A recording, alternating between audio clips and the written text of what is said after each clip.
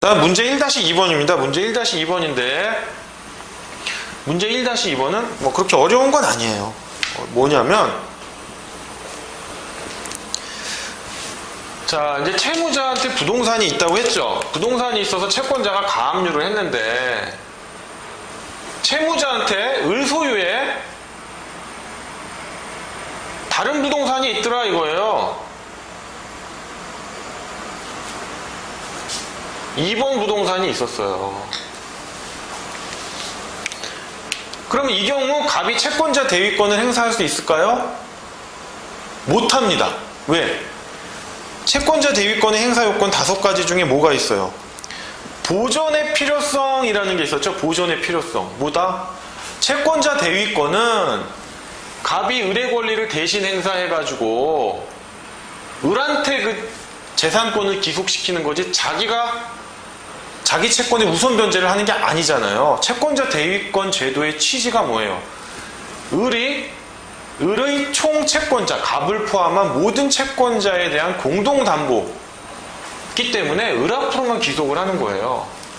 그렇기 때문에 을이 변제 자력이 충분하다라고 하면 갑은 채권자 대위권을 행사할 수가 없어요. 그게 이제 보존의 필요성이었죠. 3번입니다. 3번. 요건 중에 3번. 근데 이 보존의 필요성이 나눠졌어요. 어떻게 나눠졌다? 금전 채권인 경우에는 무자력해야 된다. 채무자 을이. 그런데 특정 채권인 경우 소유권 이전 등기 청구권 같이 특정 채권인 경우에는 무자력을 요하지 않는다라고 했습니다. 그럼 보세요. 갑이 을한테 갖고 있는 채권이 뭐예요? 피보존 채권이. 금전 채권이죠. 그러니까 을이 무자력해야 되는데 을 소유의 다른 부동산이 있으면 무자력한 게 아니죠. 그렇기 때문에 갑은 채권자 대위권을 행사할 수가 없어요. 근데 문제 1-2번을 보면 뭐 어떻게 돼 있어요? 문제 1-2번을 보면 이 부동산에 뭐가 되어 있습니까? 매매 예약에 따른 을의 다른 채권자겠죠. 을의 다른 채권자 정이 매매 예약에 따른 가등기를 명칭을 좀 정확히 알아두시면 돼요. 매매 예약에 따른 소유권 이전 등기 청구권 보존을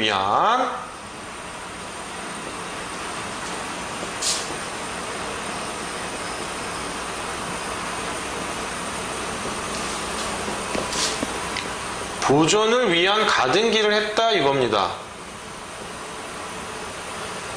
이렇게 되면 이게 적극재산으로 볼 수 있겠는가? 적극재산으로 볼 수 있으면 채권자 대위권 행사 못하겠죠, 갑은. 근데 부동산이 있기는 한데 이건 껍데기에 불과하다. 왜냐하면 정이 이렇게 가등기를 했기 때문에. 그러니까 이건 을 재산으로 볼 수 없다라고 하면 무자력이니까 갑이 채권자 대위권을 행사할 수 있겠죠? 있겠죠? 자, 그러면 가등기부터 설명을 드릴게요. 여러분이 이제 가등기는 민법 시간에 하니까 이해가 좀 쉬울 거예요. 가등기를 하면 가등기의 효력이 뭐가 있죠? 순위 보존적 효력이 있죠. 순위를 보존해 준단 말이에요. 뭐의 순위를 보존해 줍니까? 본등기를 했을 때. 여러분이 이제 등기부 많이 안 보셨을 텐데요. 저는 이제 예전에 부동산 회사에 있다 보니까 등기부를 많이 봤는데요. 가등기를 하면 그 밑에 여백이 있어요. 왜? 본등기를 하라고. 물론 본등기의 효력이 이때부터 발생하지는 않아요. 소급하진 않아요. 여러분들이 자꾸 헷갈리는 게 소급한다라고 하는 게 아니고 본등기가 그냥 이 가등기의 순위에 따라가는 거예요. 순위 보존적 효력이 있어요. 그러니까 또 여러분들이 또 이걸 또 헷갈려 하세요. 가압류가 하고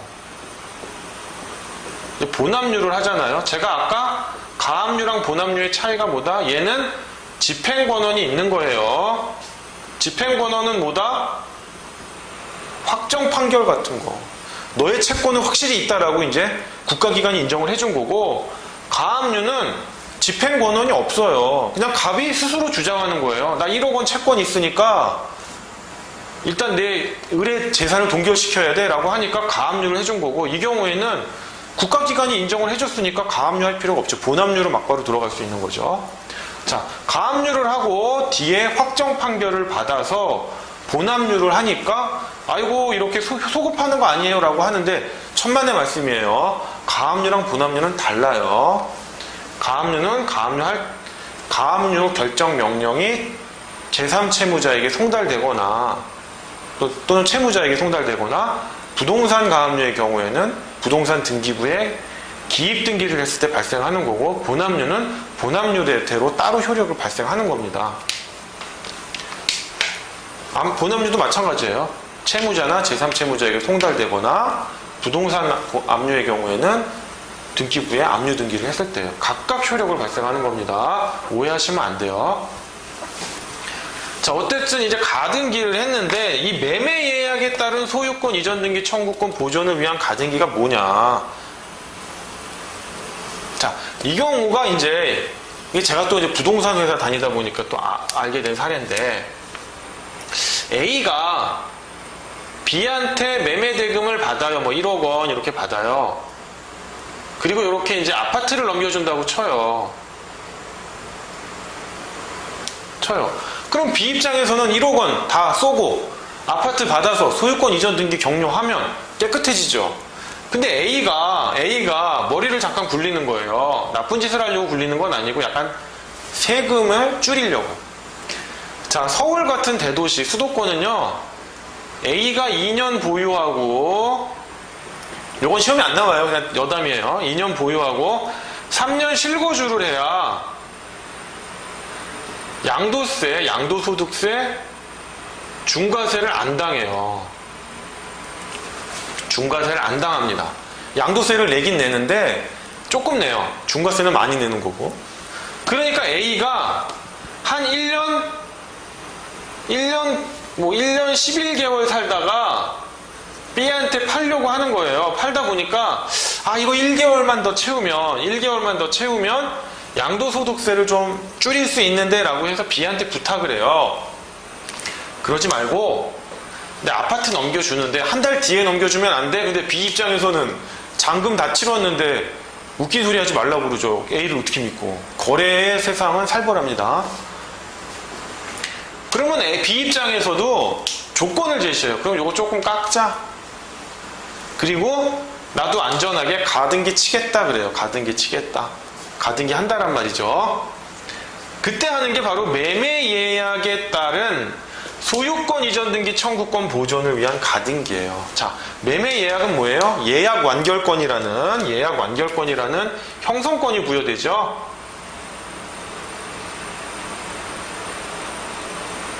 자, 예약 완결권은 형성권이에요. 말 그대로 예약 완결권을 행사하면 그 자체로 효력이 발생해서 소유권 이전 등기 청구권 보존을 위한 등기를 할 수 있어요. 자, 등기는 부동산 등기법에 보면 등기 신청은 뭐예요? 공동주의예요. 매도인과 매수인이 같이 해야 돼요. 다만 예외적으로 매도인이 매수인에게 위임을 해가지고 매수인 단독 신청을 할 수도 있어요. 근데 그건 엄밀히 말하면 단독 신청이 아니라 위임을 받았기 때문에 하는 단독 신청이고, 진정한 단독 신청은 이런 거예요. 예약 완결권을 행사해가지고 B가 그냥 등기해버리는 거예요. 자, 2년이 됐는데 2년이 돼서 이제 A한테 등기 넘겨주세요 했는데 A가 뭐 또 딴청하는 거예요. 차입일 미루고. 그럼 B 입장에서는 어떻게 합니까? 이 예약 완결권을 행사해버리면 형성권이기 때문에 그 자체로 효력이 발생하고 가등기에 기해서 본등기를 할 수 있단 말이에요. 이게 매매 예약에 따른 소유권 이전 등기 청구권 보존을 위한 가등기입니다. 그러면 이 효과는 뭐예요? 을소유의 부동산이 있긴 하지만 지금은 잠정적으로 을소유지만 정의 매매 예약 완결권을 행사하면 정한테 넘어가는 재산이죠. 정한테 싹 넘어가는 재산이니까 이걸 적극재산으로 볼 수가 없어요. 그래서 대법원은 이런 경우에 매매 예약에 따른 소유권 이전 등기 청구권 보존을 위한 가등기가 형성된 경우에는 잠정적으로 을소유라 하더라도 적극재산으로 안 본다. 그렇기 때문에 채무자 을은 뭐다? 무자력하다. 그렇기 때문에 갑은 보존의 필요성이 인정돼서 채권자 대위권을 행사할 수 있다 이런 겁니다. 이거 좀 지울게요. 그러면 가등기가 종류가 이런 게 하나 있고 담보가등기가 있겠죠. 가등기, 담보 등에 관한 법률에 의한 가등기가 있어요. 그 가등기를 했다면, 담보가등기를 했다면, 담보가등기는 소유권이 넘어가는 게 아니라 뭐예요? 청산 절차를 거치잖아요. 가담법에 의해서. 청산 절차를 거치기 때문에 을 소유에 배당을 다 하고 나서 을에게 을몫의 재산이 있을 수도 있고 을몫의 배당이 없을 수도 있어요. 청산 절차를 거쳐봐야 알아요. 하기 때문에 대법원이 매매 예약에 따른 소유권 이전 등기 청구권 보존을 위한 가등기가 아니라 담보가등기의 경우에는 적극재산이 있는 걸로 봅니다. 이거 구별하셔야 돼요. 자, 처음에 어떻게 됐다? 갑이 을을 대위하여 채권자 대위권을 행사하려고 보는데 을 소유에 다른 부동산이 있더라.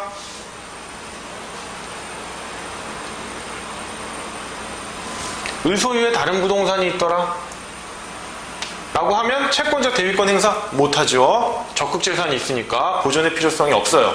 금전채권은 보존의 필요성으로 채무자의 무자력을 요구하는데 채무자가 무자력하지 않잖아요. 근데 매매 예약에 따른 소유권 이전 등기 청구권 보존을 위한 가등기를 하면 그 시간이 언제일진 모르지만 예약 완결권을 행사하면 소유권이 날아가니까 적극재산이 없다? 을은 무자력하다? 갑은 대위권을 행사할 수 있다. 근데 다시 또 담보가등기라면 을에게 배당 몫이 있을 수 있기 때문에 적극재산이 있다? 을은 무자력하지 않다? 갑은 채권자 대위권을 행사할 수 없다. 이런 결론이 되는 겁니다. 상당히 복잡하죠? 숙지하셔야 됩니다. 반드시. 자, 이 부분 줄이겠습니다. 근데 이렇게 설명을 들으니까 그렇게 어려운 것도 아니잖아요. 그죠?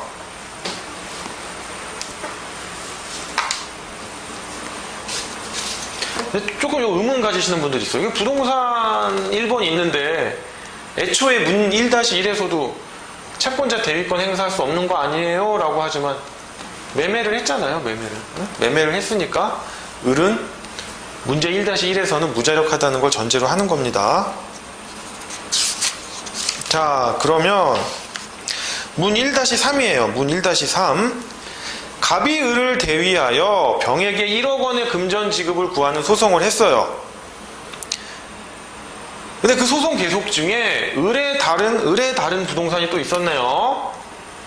이 부동산에서 강제집행 절차가 개시되어 갑이 그 강제집행 절차에 참여해서 배당 절차에서 1억 원의 금전 채권에 만족을 얻었대요. 그러면 배당을 받았네요. 얘는 1억 원을 어쨌든.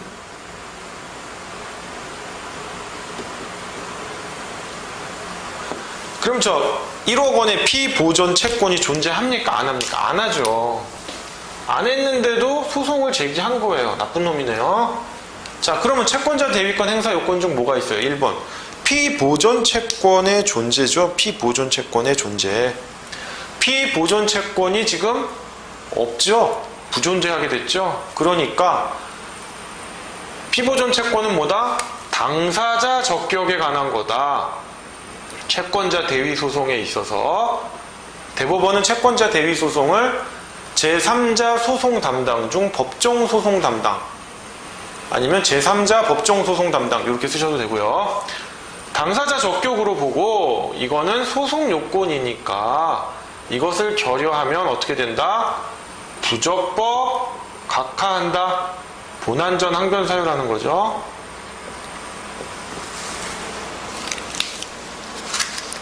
그래서 문 1-3은 이렇게 해결되는 겁니다. 그럼 자, 2문인데요. 조금 속력을 내서 2문이 좀 문제도 많아요. 문제도 많은데 1회차 강의는 이 2문까지 마치는 걸로 해가지고 끝내도록 하겠습니다. 여러분 힘드신 거 알지만요. 또 진도가 느린 듯한데요. 채권자 대위, 채권자 취소가 너무 중요하기 때문에 기록형으로 나오든 사례형으로 나오든 어딘가 나옵니다. 그리고 객관식에서도 빠뜨리지 않고 나올 내용이기 때문에요. 자, 문제 2번인데요. 이제 공통된 사실관계를 한번 볼게요. 자, 똑같이 갑은 을에게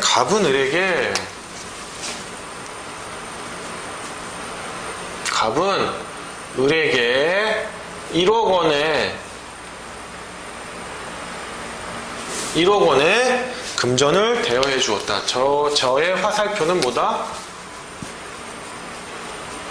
채권자가 화살을 맞는다.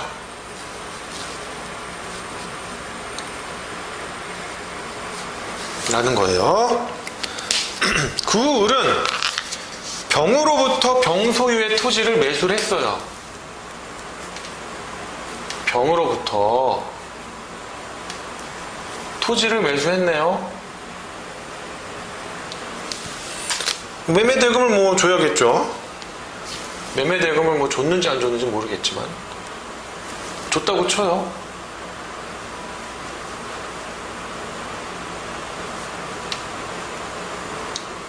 자, 병은 제3채무자가 되겠죠.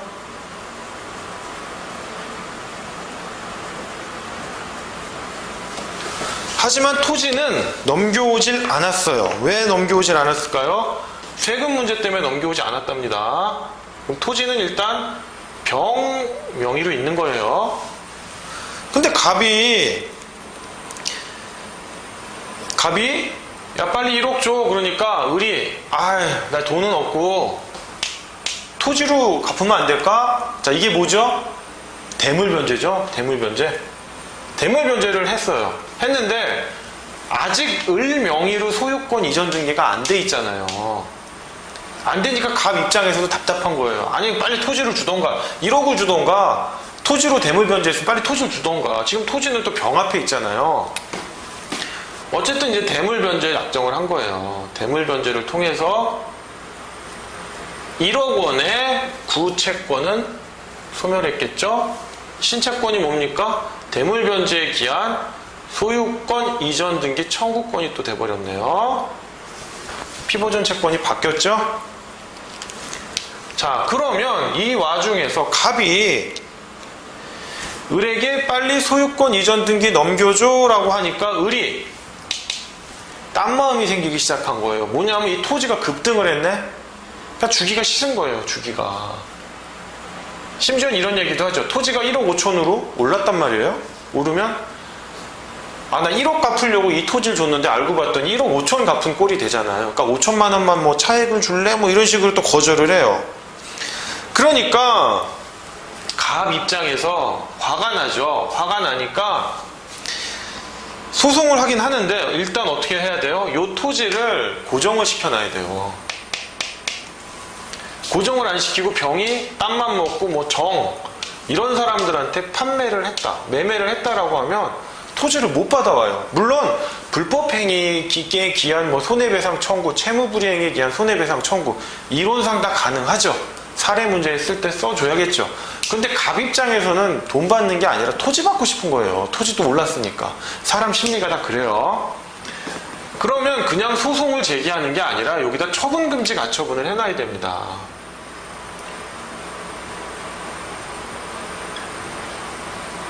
근데 갑하고 병하고 뭐 권리 관계가 있어요? 권리 의무 관계가? 자기가 뭔데 병한테 나서서 이래요? 의리하는 건 상관없어요. 의리하는 건. 근데 의리할 리는 없겠죠? 토지 주고 싶은 마음이 별로 없으니까. 그러니까 여기 문제에 보시면 갑이 병의 토지, 병소유의 토지로 있는 토지에다가 처분금지 가처분을 하는데 갑이 자기의 권리에 기해서는 할 수가 없어요. 그러니까 어떻게 한다? 이때 나오는 것이 보존처분의 대위 신청이라는 거예요. 이게 뭐냐? 가압류 가처분도 대위하여 할 수 있다는 거예요. 대위하여 할 수 있다.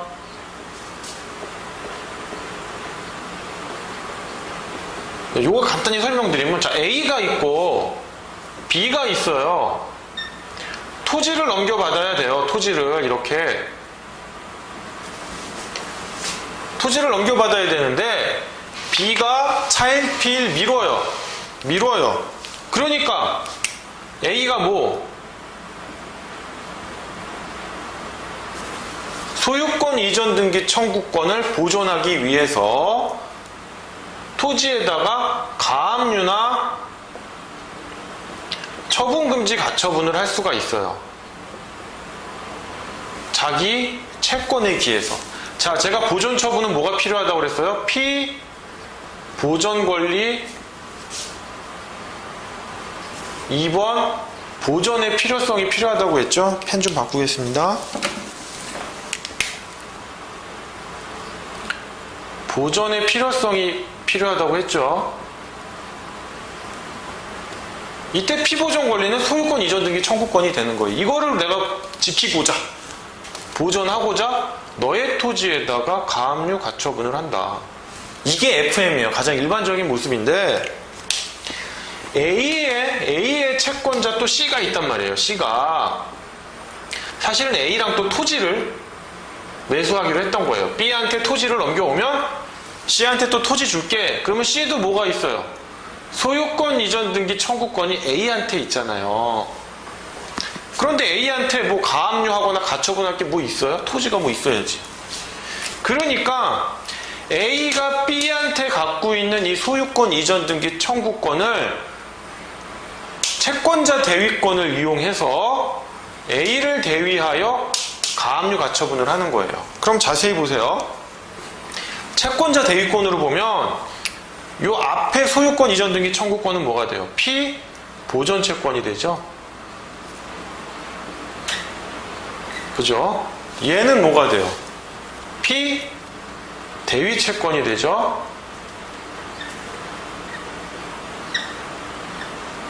피 대위 채권이 되죠. 이거는 채권자 대위권 행사 요건으로서예요. 자, 피 대위 채권이 되고 동시에 이 소유권 이전 등기 청구권은 가압류나 가처분을 하기 위한 뭐? 피보존 권리가 되는 거예요. 동시에 피보존 권리도 되는 거예요.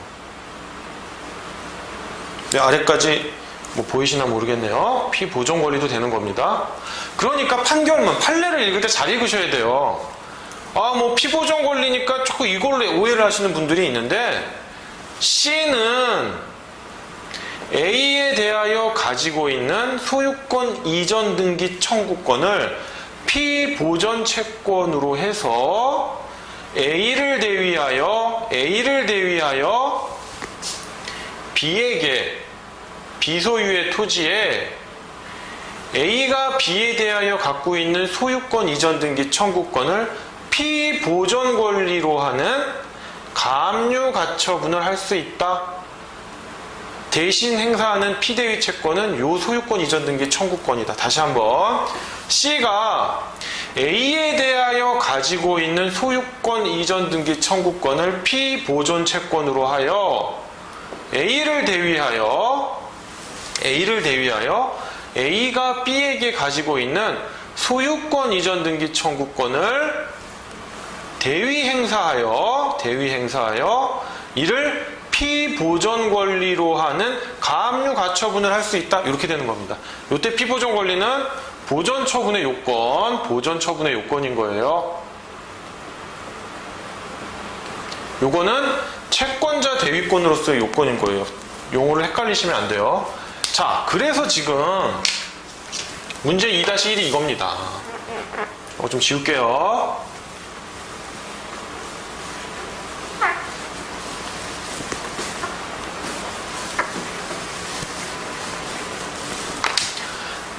자, 그러면 갑이 을에게 갖고 있는 게 소유권 이전 등기 청구권이죠. 을도 병에 대해서 갖고 있는 게 소유권 이전 등기 청구권일 겁니다. 얘가 갖고 있는 건 대물 변제가 아니고 뭐에 대한? 매매계약에 기한 소유권 이전 등기 청구권이겠죠. 같은 이전 등기 청구권인데 원인은 달라요. 왜? 그걸 구별해야 되냐면 등기부에 등기 원인이 들어가거든요. 자, 그래서 갑이 어떻게 한다?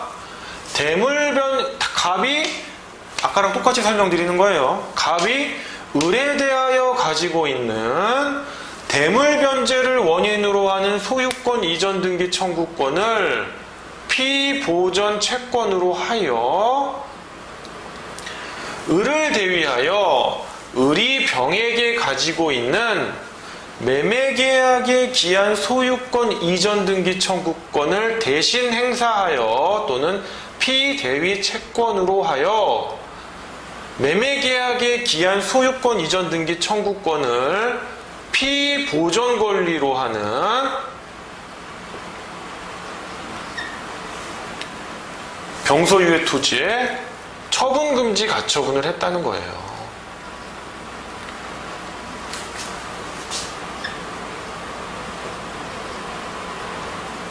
오케이? 이해되시죠? 채권자 대위권으로 하면 이런 요건을 구비해야 되고, 가처분이나 가압류를 하려니까 이런 요건을 구비해야 되는 거예요. 그렇기 때문에 두 가지 요건을 동시에 구비해야 되는 게 보전처분의 대위 신청이라는 거예요. 보전처분의 대위 신청. 자, 그래서 처분금지 가처분을 받았죠? 처분금지 가처분을 받았는데, 처분금지 가처분은 부동산의 경우에는, 자, 이제 가처분의 효력 나오면 머리 복잡한데요.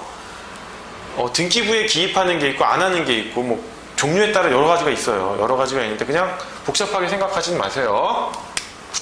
등기부에 기입해서 기입 등기를 완료했어요. 제3자에 대해서 대항할 수 있다. 당사자 항정료가 생기는데, 요거는 제가 뭐 설명은 안 드리겠습니다. 중요한 건 아니어서. 자, 기입 등기까지 했고, 그 다음에 갑이 어떻게 했어요? 갑이 이제 가처분을 했으니까 본격적으로 싸움에 나서는 거죠. 을을 상대로 대물 변제에 기한 소유권 이전 등기 절차를 이행하라. 소유권 이전 등기 절차 이행을 구하는 소송을 했고, 병에게는 을을 대위하여 을에게, 자신에게가 아니에요. 자신에게가 아니라 을을 대위하여 을에게 소유권 이전 등기 절차를 이행하라 라고 했어요. 그죠? 그런데 문제는 소제기한 건 언제입니까? 소제기한 건 5월 26일이죠. 을에게 송달된 건, 소장 부본이 송달된 건 언제입니까? 6월 12일. 그죠? 병에게 송달된 건 6월 8일이네요. 조금 빨리 됐네요. 오케이? 그런데 을도 자기가 독자적으로 소송을 제기한 거예요. 병한테 소송을 제기했어요.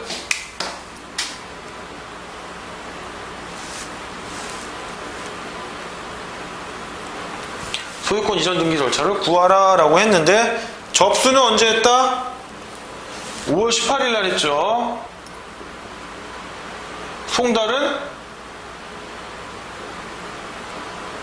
병에게 송달은 6월 10일 날 됐어요. 그럼 여기서 문제되는 게 뭐예요? 중복소송이죠. 중복소송 금지의 원칙, 중복된 소송 제기의 금지의 원칙. 여러분 편한 대로 쓰시면 돼요.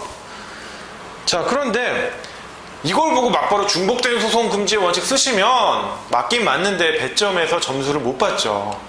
뭘 먼저 검토해 줘야 됩니까? 중복된 소송 제기의 금지의 원칙의 요건들을 일단 써주시고, 을이 병한테 소송 제기하는 거는 뭐 당연하죠. 채권자니까.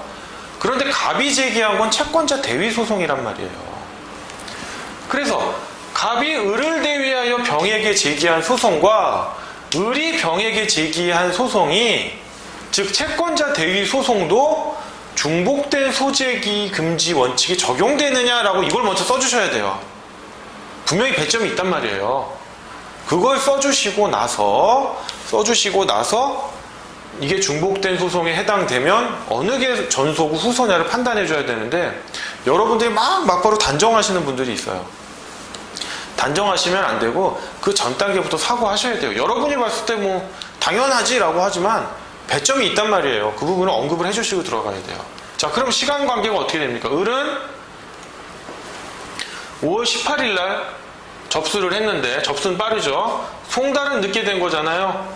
병화에게 송달된 거는. 자, 그리고 그럼 첫 번째, 채권자 대위 소송도 중복된 소송 제기 금지 원칙이 적용됩니다. 되고요. 그러면 중복된 소송 제기 금지에 있어서 기준은 뭐냐? 소장 접수시냐, 소장 두 번 송달시냐라고 했을 때 보시면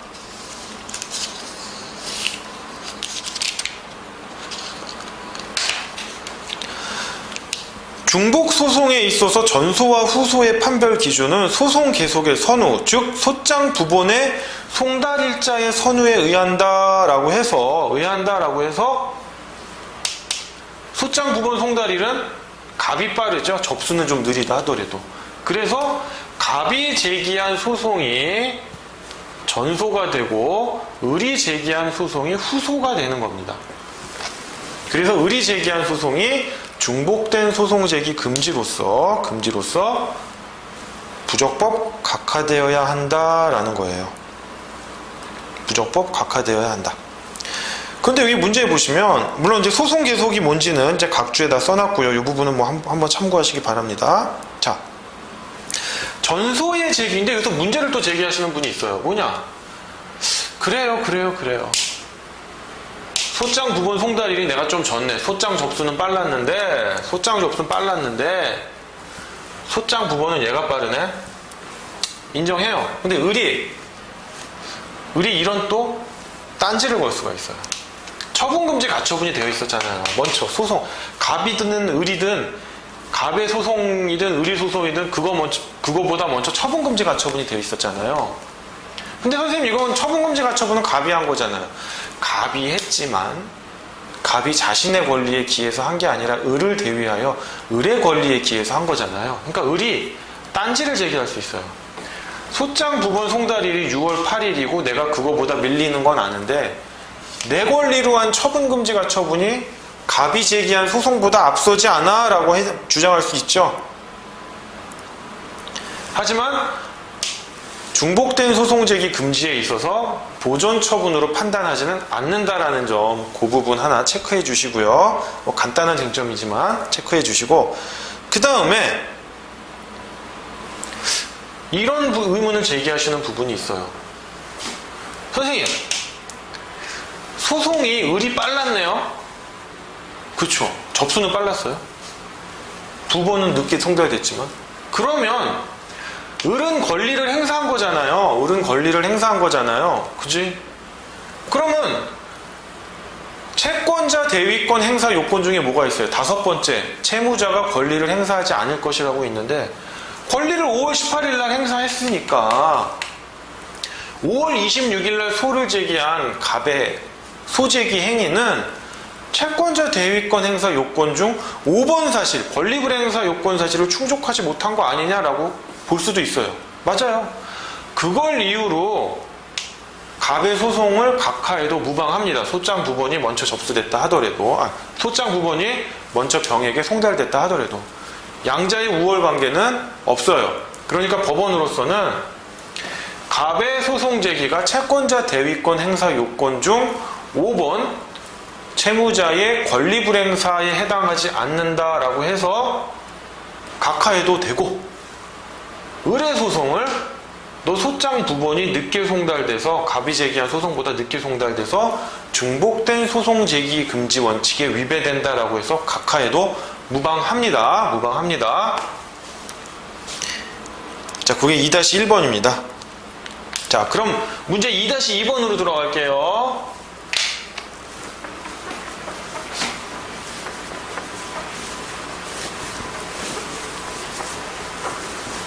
문제 2-2번은 뭔가요? 자, 문제 2-1에서 을이 병을 상대로 소송을 제기한 것은 제외를 합니다. 전제하지 않습니다. 자, 을의 채권자 정의 2012년 5월 28일 을의 채권자 정의 또 있었네요. 어디다 그려볼까요? 여기다 한번 그려볼까요? 을의 채권자 정의 또 있었어요. 다른 채권자죠. 정의 갑이 한 거랑 똑같이 을의 무자력을 이유로 을을 대위하여 병을 상대로 소유권 이전 등기 청구 소송을 제기했어요. 그런데 그 소장 부번이 2012년 6월 5일 병에게 송달됐는데 정의 제기한 위 소송의 심리 결과 을은 적극 재산이 더 많아 무자력 상태에 있지 않음이 밝혀졌다. 갑이 제기한 소송의 변론 종결 시까지 정의 제기한 소송이 법원에 계속 중인 경우 갑이 제기한 소송은 중복 소송에 해당되는가? 자, 이건 뭐냐면 아까 갑이 채권자 대위 소송을 제기했죠. 그런데 을에게 송달된 시점이 언제였어요? 다시 한번 볼까요? 을에게 송달된 시점은 2012년 6월 8일이었어요. 그죠? 6월 12일이었네요. 죄송합니다. 병에게 송달된 시점은 6월 8일이에요. 그런데 을의 다른 채권자 정도 대위 소송을 했는데 송달 시점이 언제더라? 넘어가서 보시면 5월 28일날 소를 접수했고요. 소송을 제기했고 병에게 송달된 건 6월 5일입니다. 자, 을에게 송달된 거는 기준으로 하지 않아요. 채무자 을에게는 제3채무자에게 송달된 걸 기준으로 합니다. 그러면 얘가 전소죠? 얘가 후소란 말이에요. 예? 중복된 소재기 원칙의 요건은 여러분이 민사소송법 공부를 통해서 숙지하셔야 되고요. 그걸 제가 이 시간에 해드릴 수는 없습니다. 그럼 정의 제기한 소송이 전소인데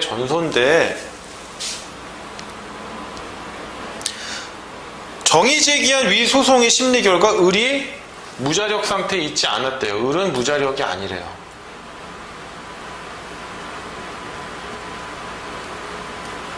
따라서 정의 제기한 소송은 부적법 각하돼야 되죠.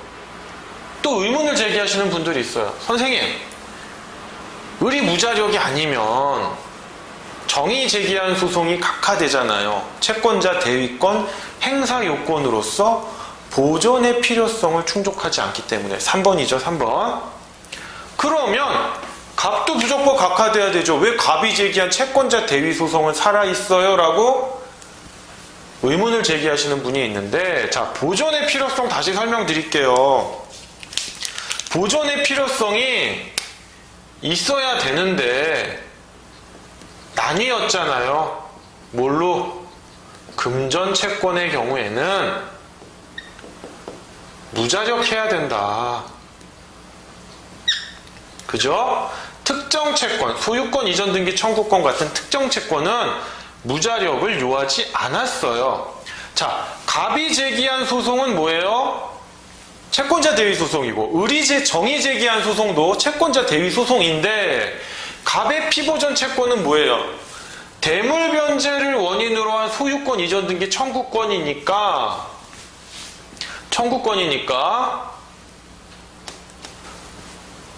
보존의 필요성으로서 무자력을 요구하지 않죠. 무자력을 요구하지 않죠. 하지만 정은 뭐예요? 정은 뭡니까? 금전채권이라고 했어요. 금전채권. 그러니까 뭐예요? 무자력을 요한단 말이에요. 그러니까 무자력하지 않대요.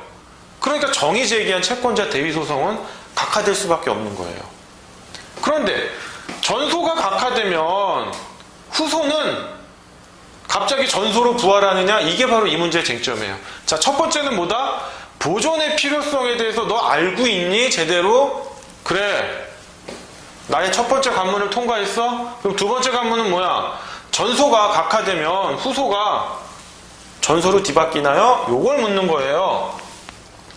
그런데 대법원 판례가 어떻게 판단하고 있습니까? 보시면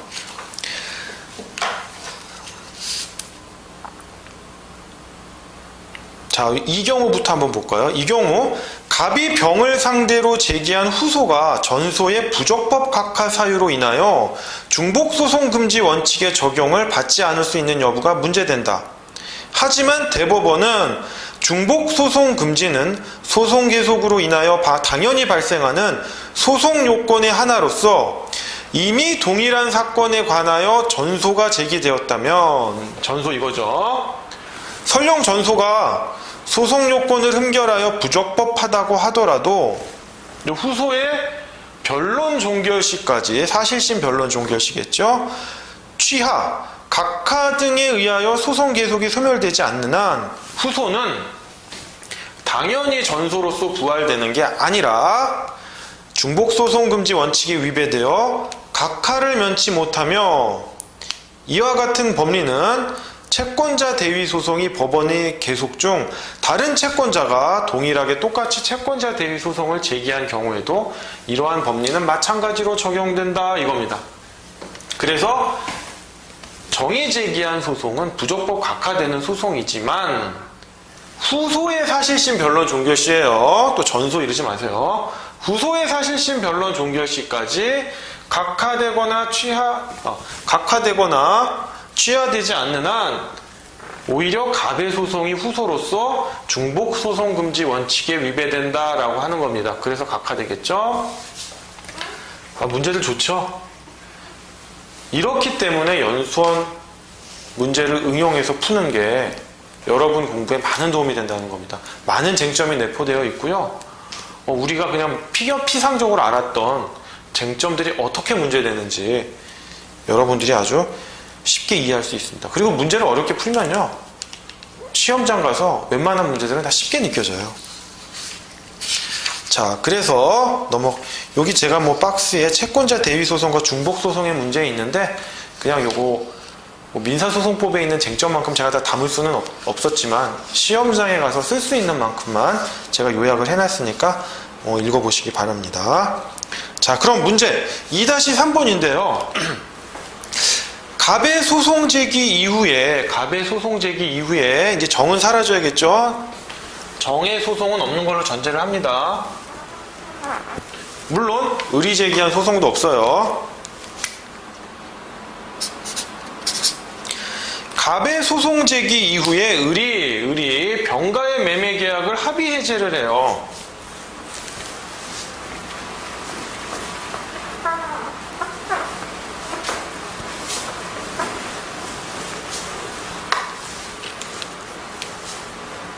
여기서 이제 매매 계약이 있겠죠.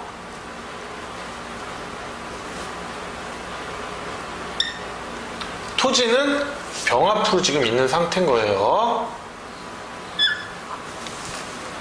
그리고 갑은 뭐를 했다? 처분금지 가처분을 했죠. 대위에 의하여 처분금지 가처분을 한 상태예요.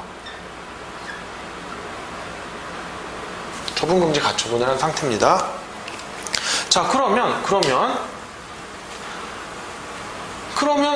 그리고 이제 1억 원의 금전채권이 있었는데 대물변제 약정을 했으니까 새롭게 생긴 거는 소유권 이전 등기 청구권이 되겠죠. 대물변제 약정의 기한, 요게 살아난 거죠. 자, 그래서 갑이 채권자 대위 소송을 하려고 그랬는데 이 매매 계약을 합의 해제를 딱 해버려요. 합의 해제를 하니까 어떻게 됩니까? 요거는 피보존 채권이고요.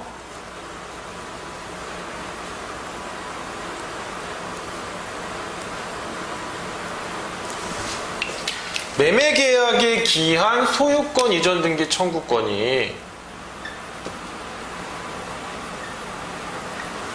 피대위 채권이었잖아요.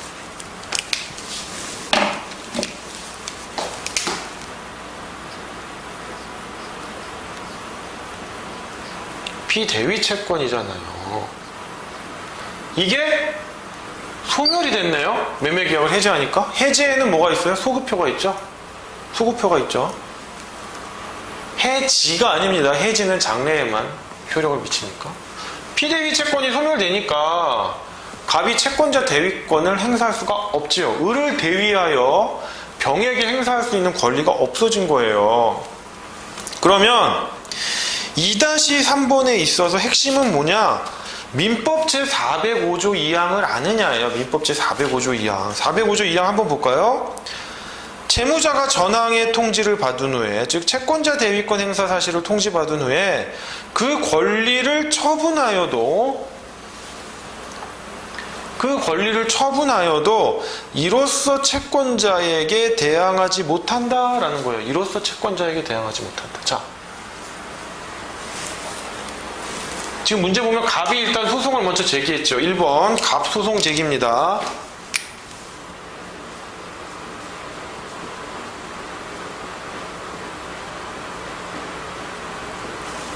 그 다음에 또 흐려지네요. 다시 을이 매매계약 해지했죠. 해제입니다.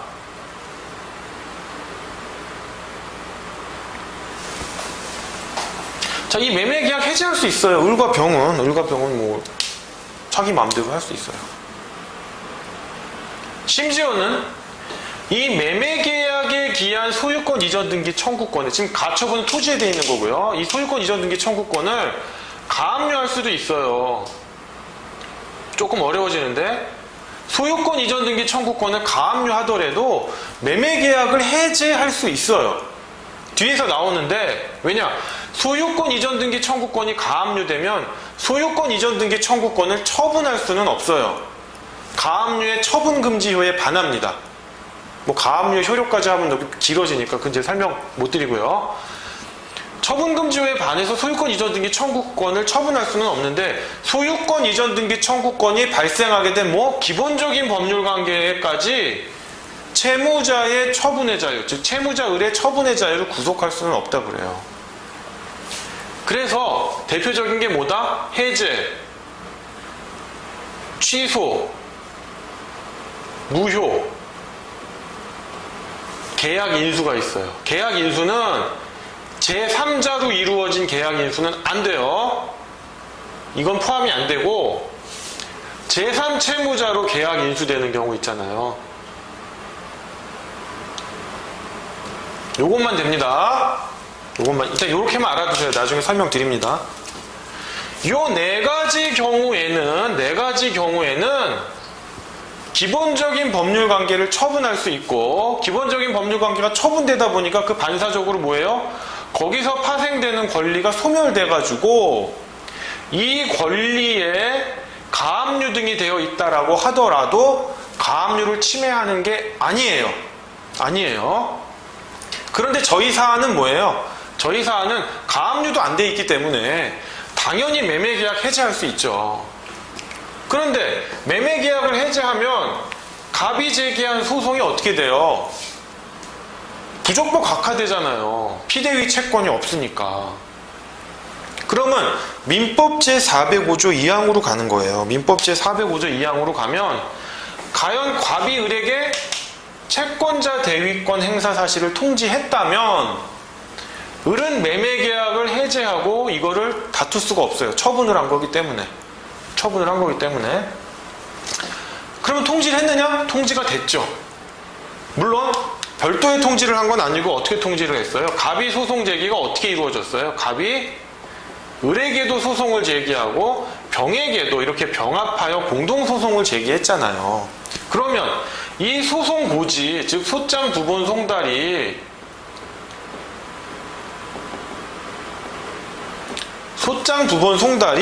민법 제405조 2항에서 말하는 통지로 볼 수 있느냐?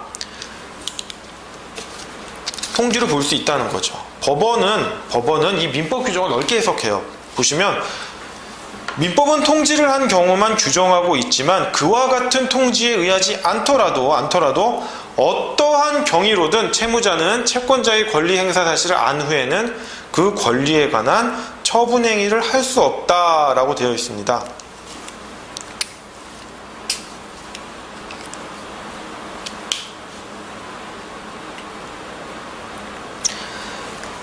그렇기 때문에 을은 병과 매매계약을 해지한 것을 가지고 을에게 대항할 수가 없다라는 겁니다.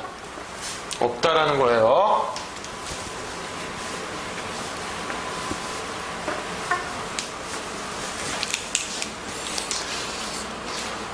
자, 그러면 얘 또 하나 마찬가지로 2-4도 이제 2-3을 전제로 을과 정이 제기한 소송은 없어요. 어떤 거냐? 오, 그래? 그러면 을이 갑 소송 제기 전에 매매 계약을 해지해 버렸어요. 아까 문제랑 역전됐죠. 내가 앞서 통지금 오고 다 필요 없어. 민법 405조 2항은 아무 문제가 안 돼. 라고 했단 말이에요. 그러고 보니까 이제 갑 입장에서는 근데 소송이 후순위로 제기됐으니까 이걸 갖고 을한테 제기할 수는 없어요. 을에게 항변할 수는 없어요. 근데 자세히 보니까 뭐가 있었어요? 이 처분금지 가처분이 있었거든요. 처분금지 가처분은 어떻게 돼요? 영순이죠. 영순위로 이루어졌죠. 지금 가처분이. 근데 이 가처분이 어떻게 행사됐어요? 채권자 대위권 행사의 요건으로서 보존 처분의 대위 신청이 일어났잖아요.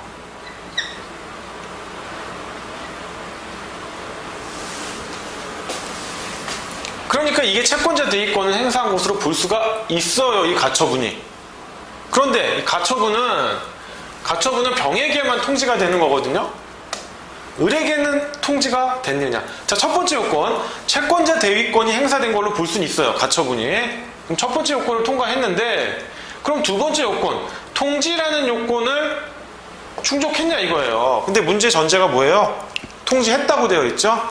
통지했다고. 그렇기 때문에 이 경우에도 을은 눈물을 머금고 매매 계약을 해지할 수가 없어요. 문제 보시면 답안을 한번 볼까요?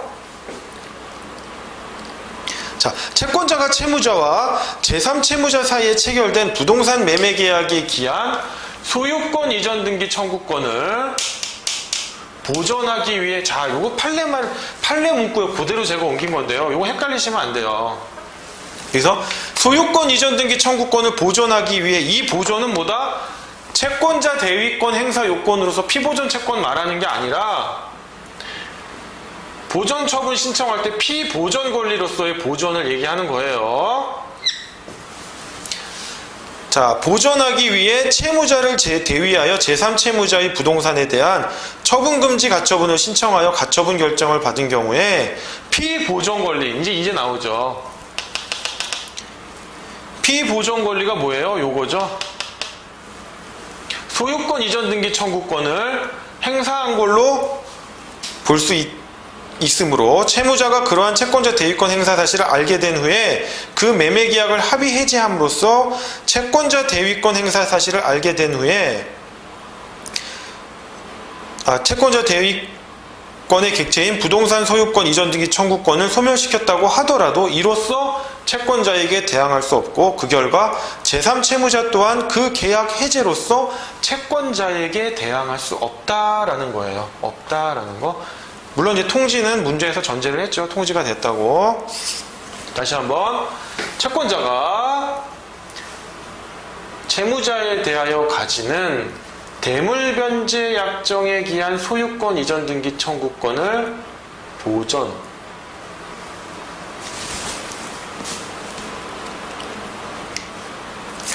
보존하기, 소유권 이전 등기 청구권을 보존하기 위해서 을을 대위하여 을이 병에 대하여 가지는 매매 계약에 기한 소유권 이전 등기 청구권을 피보존 권리로 하여 피대위 채권으로서 대위 행사하여 처분금지 가처분을 받은 거예요.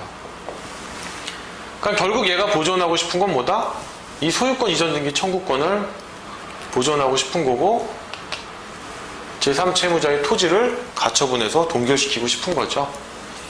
그래서 피보존 채권과 피보존 권리를 구별해야 된다는 점, 판례를 읽을 때 조심해서 읽으셔야 돼요. 자, 그럼 문제 2-5번